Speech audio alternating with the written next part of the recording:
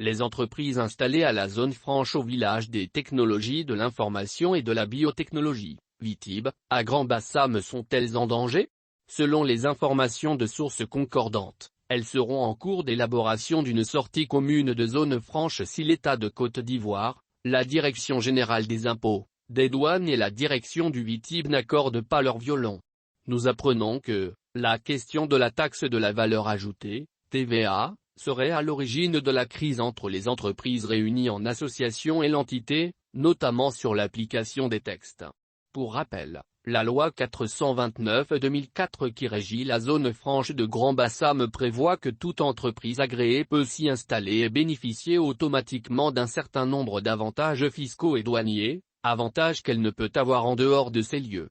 Ceci se résume en 0% d'impôt, qui ne passe qu'à 1% à partir de la 6e année, 0% de frais de douane, et 0% de taxes.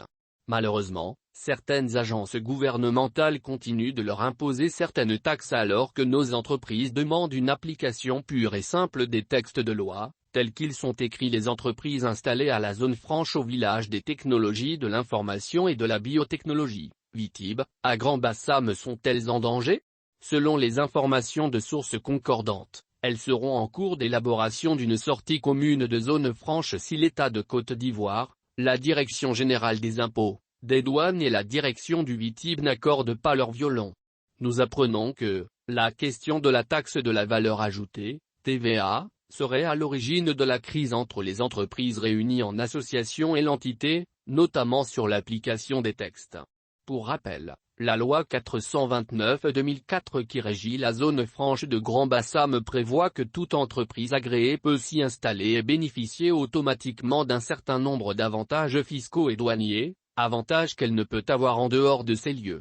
Ceci se résume en 0% d'impôt, qui ne passe qu'à 1% à partir de la 6e année, 0% de frais de douane, et 0% de taxes.